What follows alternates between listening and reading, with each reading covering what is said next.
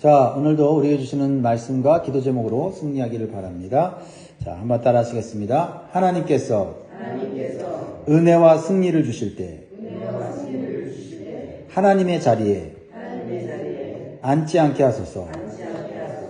아멘. 사람의 행복과 불행은 환경에 따라 결정되는 것 같지만 사실은 하나님을 올바로 아느냐 모르느냐에 따라서 결정되는 것입니다. 오늘 본문은 하나님을 올바로 알지 못할 때 인생이 불행해지고 더 나아가 하나님을 무시하고 대적할 때 파멸당한다는 것을 보여주고 있습니다. 그 사람이 가진 힘과 재력과는 상관이 없어요. 하나님에 대한 어떤 태도를 가지느냐가 우리 인생의 행복과 불행을 결정한다라는 겁니다. 강대국 아람왕 베나닷은 이스라엘을 일차로 공격할 때 수많은 군대를 이끌고 나아가서 자신만만했습니다. 그런데 그때 아람왕 베나닷은 이스라엘의 적은 숫자에 예상치 못한 패배를 당하고 맙니다. 환경적인 요유가 아니죠. 군사력의 문제가 아닙니다. 하나님께서 그 전쟁에 개입하셨기 때문입니다.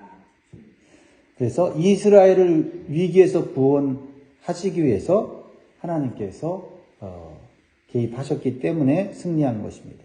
그리고 이스라엘 왕 아합이 하나님의 말씀을 듣고 순종했기 때문이에요. 그 전까지는 순종 안 했는데 위기를 당하니까 어쩌면 어쩔 수 없이 하나님 말씀에 순종했어요. 어쩔 수 없이 하나님 말씀에 순종해도 하나님은 은혜를 베풀어 주세요. 그렇습니다. 전쟁의 승리는 하나님의 전적인 은혜입니다. 하나님 앞에서 잘한 것이 없이 우상을 섬기던 아합 왕이 위기를 맞이했을 때 하나님께서 선지자를 통해서 보내주신 말씀을 듣고 그는 그 말씀에 승리했고 또 그 말씀대로 승리를 누리게 되었다라는 겁니다. 그러므로 우리는 위기 속에서도 하나님께서 개입하시기를 기도해야 될 점이 있습니다. 그리고 하나님께서 나에게 말씀을 주실 때 모든 생각을 다 내려놓고 하나님 말씀에 순종할 때 우리는 승리하게 될 줄 믿습니다. 그런데 오늘 본문은요, 하나님께서 이미 경고하신 대로 아람 왕이 패배했지만 2차로 이스라엘을 공격하러 올 것을 말씀하셨거든요. 이것은 마귀가 한번 패배했다고 해서 완전히 물러가는 게 아니라 다시 강력한 힘과 전략을 가지고 하나님 믿는 자들을 공격하기 위해서 온다는 것을 보여주는 것입니다. 아람 왕 베나닷은 1차 때보다 더욱 잘 준비해서 수많은 군대를 이끌고 위풍당당하게 돌아왔어요. 반면에 이스라엘 군대는 어떻습니까? 오늘 본문의 표현으로 말하자면 26절, 27절에 보면 두 줄의 염소떼와 같이 매우 작고 약한 모습이었다. 전쟁에서 이기기가 어렵습니다. 26절, 27절 한번 읽어봅니다. 해가 바뀌니 베나닷이 아람 사람을 소집하고 아벡으로 올라와서 이스라엘과 싸우려 하매 이스라엘 자손도 소집되어 군량을 받고 마주 나가서 그들 앞에 진영을 치니 이스라엘 자손은 두 무리의 적은 염소떼와 같고 아람 사람은 그 땅에 가득 하였더라. 환경적으로 보면 상황적으로 보면 이번에도 아람 왕의 군대가 승리할 것이 거의 확실합니다. 하지만 이번 전쟁에도 누가 개입하세요? 하나님이 개입하세요. 그리고 아람 왕을 심판하시기로 작정하셨습니다. 왜냐하면 그가 하나님을 잘못 알고 하나님을 대적하고 있기 때문에 그런 거예요. 아무리 많은 군사를 가지고 왔어도 하나님을 대적하는 자는 이길 수 없어요. 그래서 하나님께서는 숫자가 매우 적은 이스라엘 나라에 승리를 주시겠다고 말씀해요. 또 그것을 아합 왕과 백성들이 믿습니다. 이 믿음이 이렇게 중요한 거죠. 28절 보세요. 이 아람 왕이 어떻게 하나님을 알고 있습니까? 그때 하나님의 사람이 이스라엘 왕에게 나와 말하여 이르되 여호와의 말씀에 아람 사람이 말하기를 여호와는 산의 신이요 골짜기의 신은 아니라 하는도다.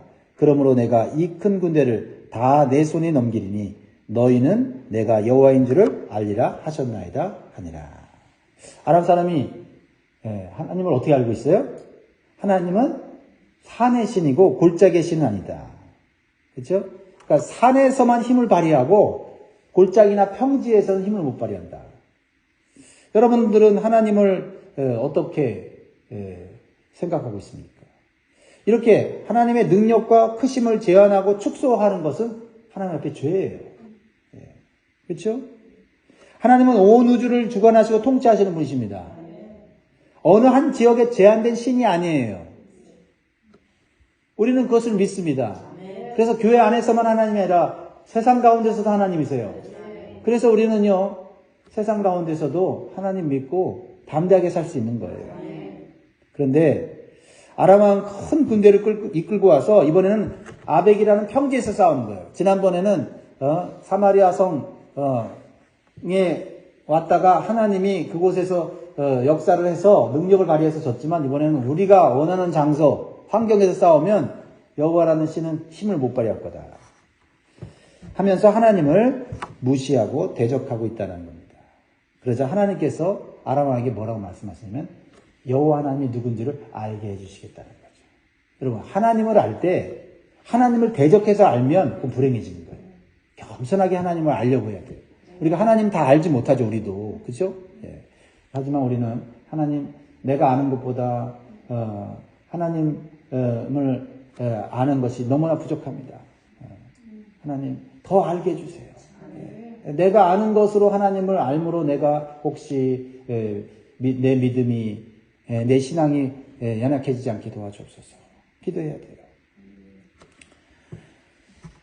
자, 하나님이 얼마나 크시고 위대한지 모르고 무시하면 이 세상에 어떤 권세자라 해도 하나님 앞에 심판받을 수밖에 없어요.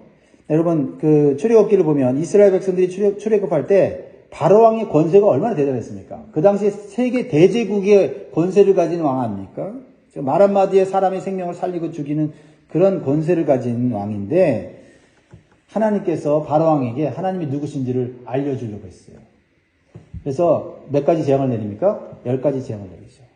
사실 하나님께서 10가지 재앙을 다 내리려고 하신 건 아니에요.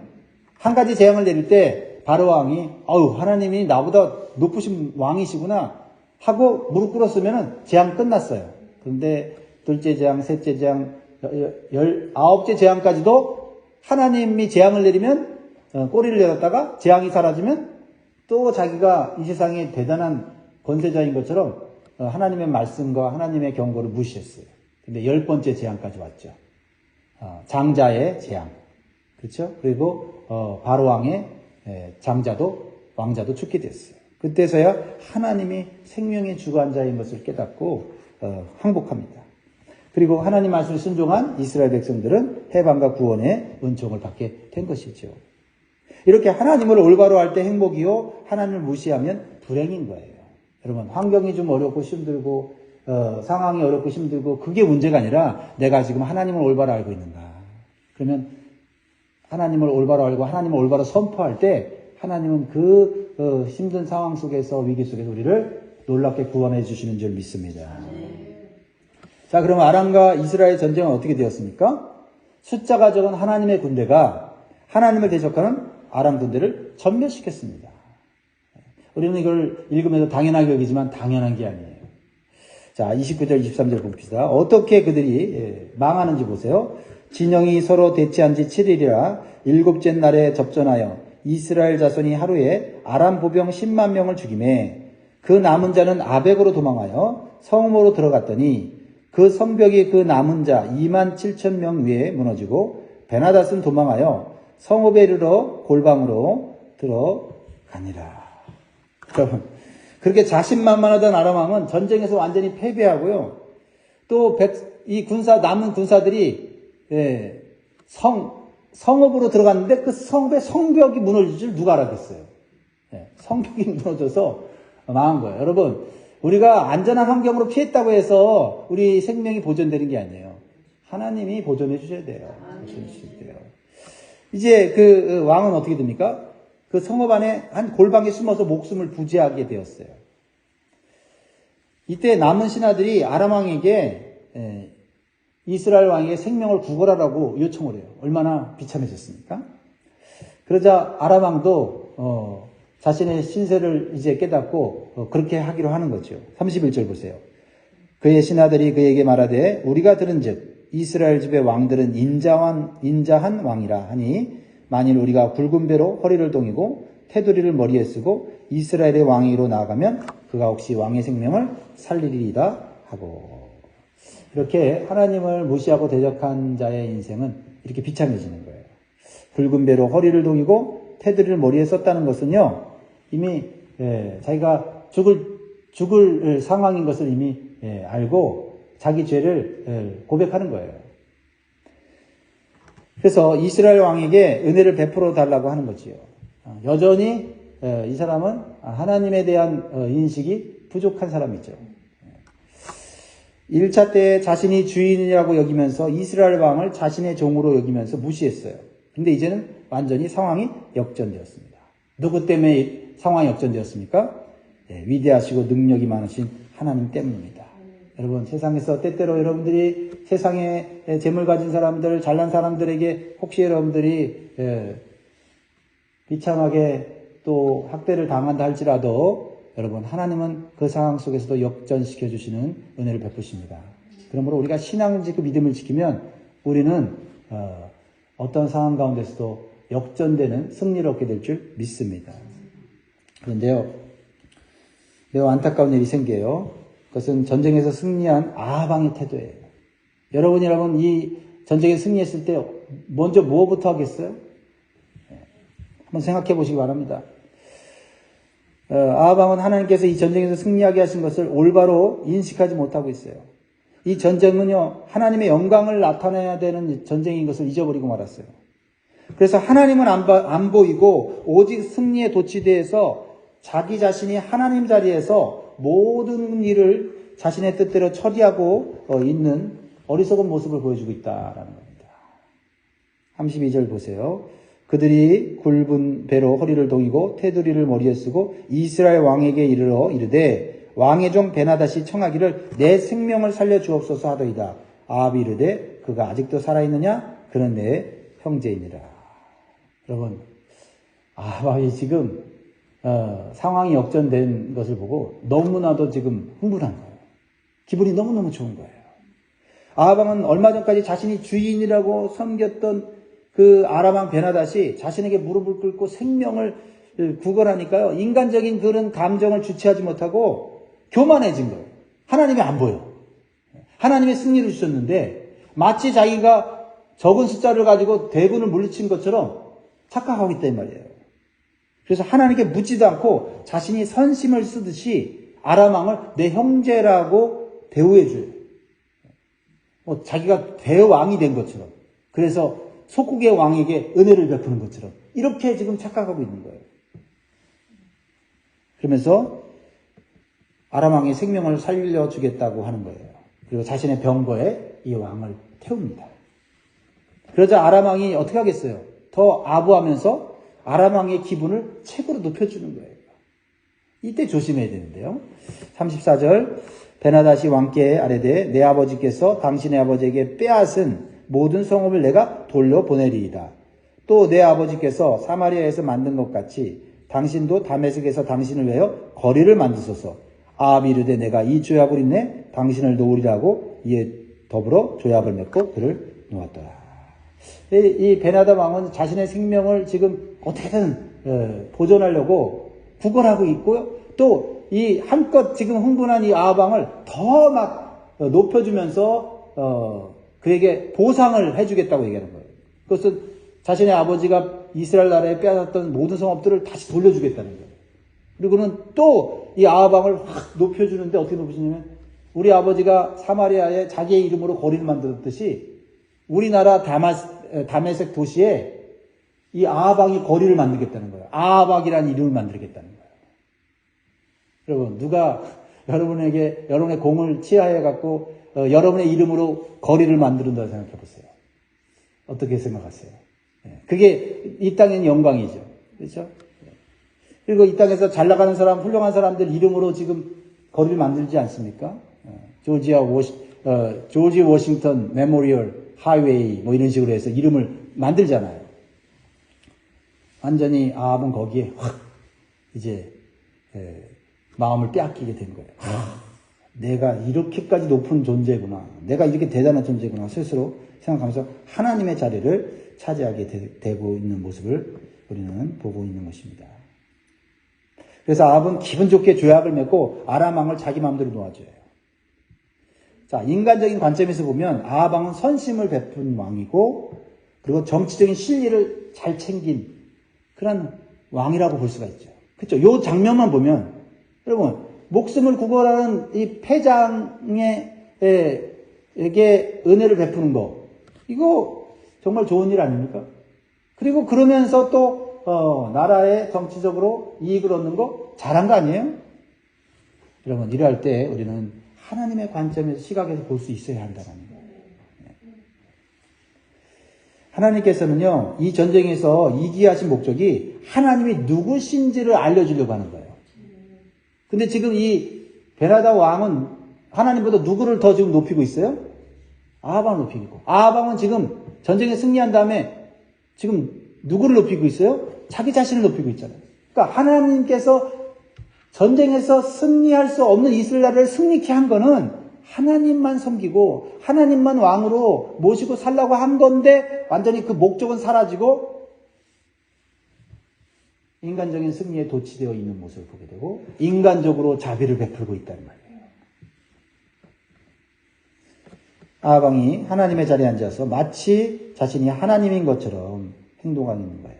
오히려 자기가 하나님보다 더 자비가 많은 것처럼 행동하고 있다. 이게 얼마나 큰 죄악인지. 그러니까 우리가 죄를 딱 지면 전 죄를 졌다 그러는데 선심을 베풀면서 사실은 속내는 내가 하나님의 자리에 앉아 있을 때 사람들한테는 칭찬받겠죠. 그런데 하나님 앞에는 엄청난 큰 죄를 짓고 있다는 사실을 두려워해야 된다는 거예요. 오늘 이 말씀을 깊이 두려워해야 된다는 거예요. 사실 우리 주변에도 이런 사람이 있지 않습니까? 남의 것을 가지고 주인에게 묻지 않고 자신이 다른 사람에게 선신을 베풀고 자신이 칭찬받고 영광받는 사람이 있죠. 그렇죠? 내 거 아니에요. 내 물건 아니에요. 근데 그게 마치 내 건 것처럼. 그래서 사람들한테는 선식을 베풀면서 오히려 그 주인은 잊어버리게 하고 내가 주인인 것처럼 그렇게 행동할 때 있지 않습니까? 사람한테 하는 것도 잘못하는 건데 하나님 앞에서 그런다고 한다면 얼마나 큰 죄요? 우리가 하나님 앞에서 복을 받을 수 있겠습니까? 그럼 분명히 알아야 됩니다. 하나님께서 자비가 없으셔서 아람 왕을 심판하시는 것이 아닙니다. 여러분 하나님 얼마나 자비가 많으세요. 오래 참고 또 죄를 짓고 정말 하나님을 무시하고 우상을 섬기다 하나님이 또 회개할 기회를 주시는 분이에요. 근데 하나님께서 왜 아람 왕을 심판하시려고 하실까요? 하나님은 공의 하나님이세요. 이제 더 이상은 심판하지 않으면 안 되는 상황이기 때문에 그래요. 하나님 미래를 보고 계십니다.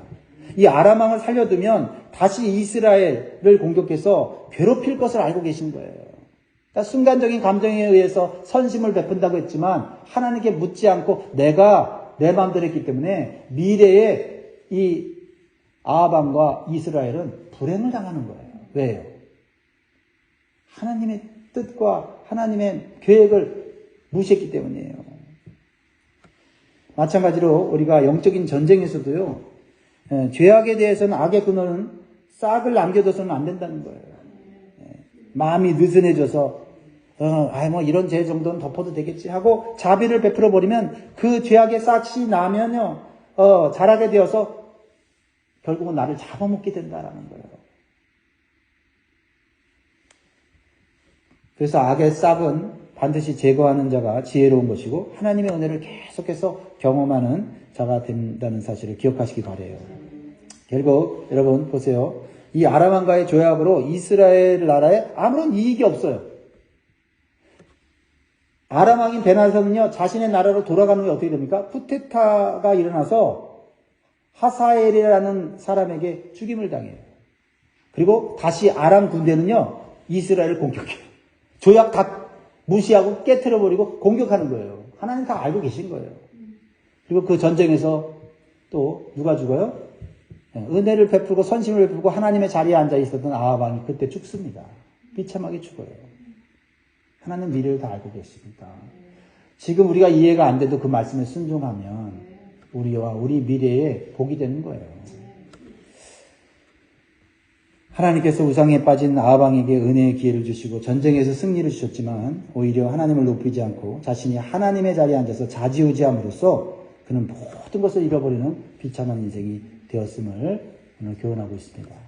성도 여러분, 하나님을 올바로 알면 행복이요, 하나님을 무시하고 대적하면 불행이라는 사실을 다시 한번 마음에 새기시는 복된 날이 되시기를 주의 이름으로 축복합니다. 기도하겠습니다.